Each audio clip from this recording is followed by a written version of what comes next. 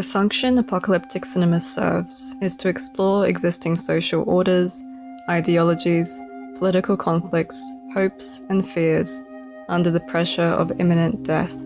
Apocalyptic cinema asks the viewer to consider their lives on an existential level, as the filmic worlds are rendered through a process of chaos and crisis which unravels society, revealing what is perceived as the true nature of the characters and how they respond to the end of the world.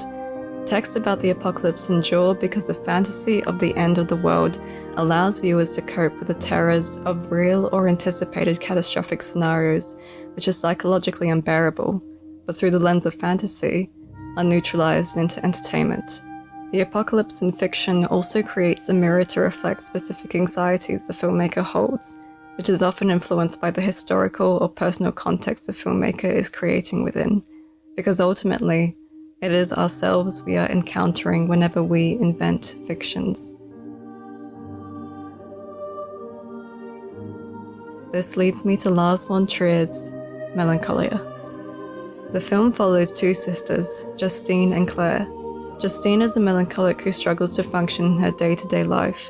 She only feels a sense of control when she and her family discover that a rogue planet, named Melancholia, is going to crash into Earth, killing everyone.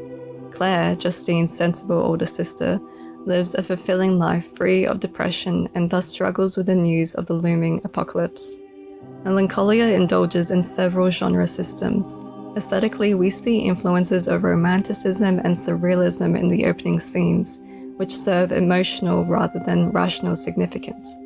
The function of these scenes is to present Justine's emotional state by combining symbols of nature and having Justine interact with them in a disorienting, dreamlike way.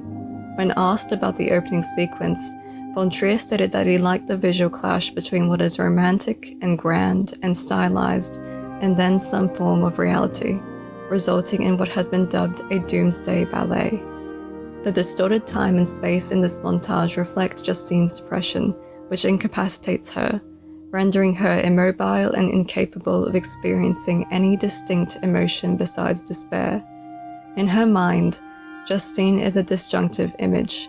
She does not operate with meaning in her life until the world is ending. Von Trier uses romanticism to frame Justine in the beginning and end of the film, where nature is shown dominating her through what is both a healing and destructive force.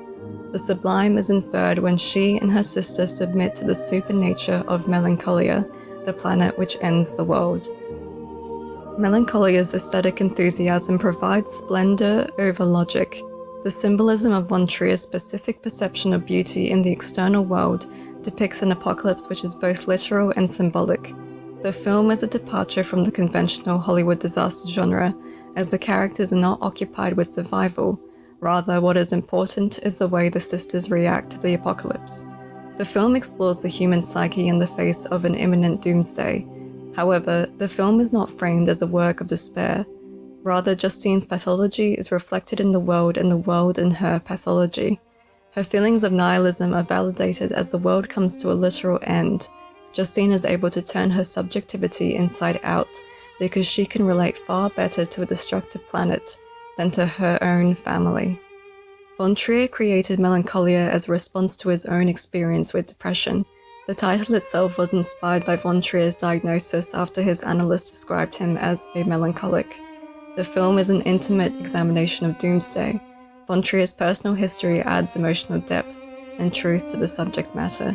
He, as the filmmaker, is conceived of as the past of his work. Von Trier is a realist. His goal is not to present a vulgar photograph of life, but rather to offer the audience a more complete, striking, and probable vision of life than reality itself, which is often disturbing. His vision is to depict truth, in whichever way it manifests. Therefore, von Trier's apocalypse steers away from depicting global destruction and screaming masses. Instead, the final moments of the film focus on Justine, Claire, and their end, Melancholia. Von Trier has stated that Melancholia is not so much a film about the end of the world. It's about a state of mind.